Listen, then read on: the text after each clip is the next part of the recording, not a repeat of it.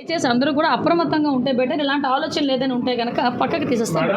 Madam, ఇది దాడి నుంచి డ్రామా బయటపడింది. బట్ ఏజెన్సీలు గిరిజనులు టార్గెట్ చేసుకుని ఫేక్ పాస్టర్స్ కావచ్చు, కొంతమంది మత మార్పిడులు చేసే ప్రయత్నాలు చాలా ఎక్కువగా జరుగుతుంది. దీని మీద ఏమైనా స్పెషల్ ఫోకస్ కాదండి. ఇప్పుడు యాక్చువల్గా మీకు ఒక విషయం చెప్పాలి. కొన్ని రాజ్యాంగం ఇచ్చిన ప్రజాస్వామ్యం మన గవర్నమెంట్ ప్రజాస్వామ్యంలో ఉండేటప్పుడు కొన్ని సందర్భాల్లో మనకి కూడా రిస్ట్రిక్షన్స్ ఉంటాయి. కానీ నేనేమంటానంటే అమాయకమైన గిరిజనుల్ని ఇలాంటి పాస్టర్ కాని వ్యక్తి కూడా పాస్టర్ కింద అతని మీద ఎవరైతే పాస్టర్ అని చెప్పుకుంటున్నాడో అతని మీద ఆల్రెడీ క్రిమినల్ కేసులు ఉన్నాయి. అతని ఫస్ట్ వైఫ్తో అతని గొడవలు ఉన్నాయి. సెకండ్ వైఫ్ ఏదో ఇంకొక అమ్మాయిని చేసుకున్నాడు, వాళ్ళు కూడా కేసులు పెట్టారు.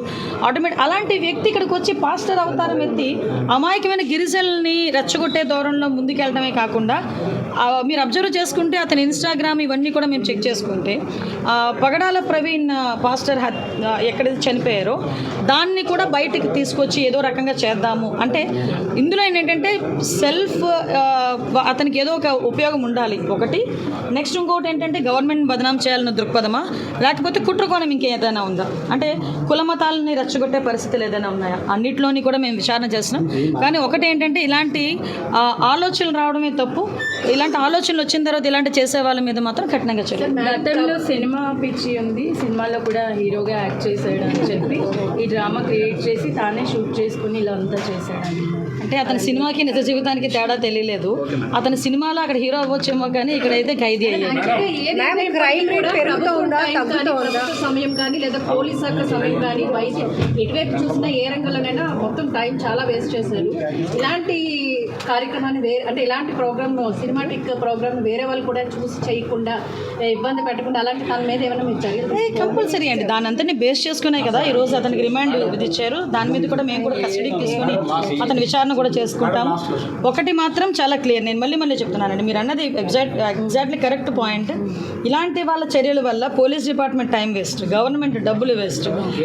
అలానే వీళ్ళు ఇష్టానుసారంగా ఏదో అంటారు కదా ప్రచార పిచ్చితో ఈరోజు ఫాలోయింగ్లు లైక్లు పిచ్చితో చాలామంది ఇలాంటివన్నీ చేస్తున్నారు. కానీ మేము అక్కడితో ఆగట్లే. ఎందుకంటే ఇది కమ్యూనల్ బేస్కి వచ్చింది, ఒక మతానికి సంబంధించిన ఇష్యూకి వచ్చింది. కాబట్టి దీని మీద ఏ కుట్ర కోణం ఉందన్న దాని మీద కూడా మేము ఆలోచిస్తున్నాం. లేకపోతే ఇక్కడ కూర్చొని ఇక్కడ పుట్టి ఇక్కడ పెరిగినోడు ఏదో చేశాడంటే ఒకసారి ఆలోచించవచ్చు. కడపలో ఉన్నవాడు ఇక్కడికి చేయాల్సిన అవసరమే వచ్చింది. సో మేము కూడా ఆ నేపథ్యంలో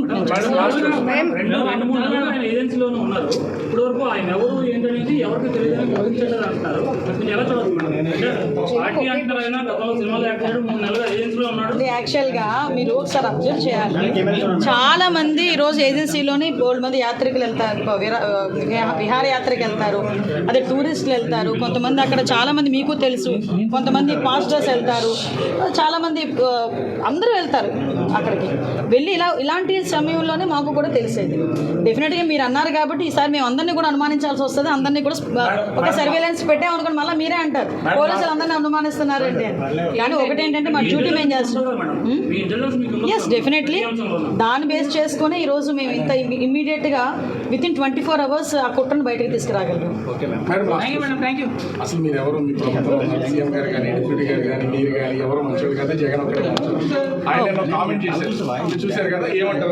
పిచ్చోళ్ళు గోల్ మాట్లాడతారండి. పిచ్చోళ్ళు మాట్లాడేటికి ఏం సమాధానం చెప్పండి.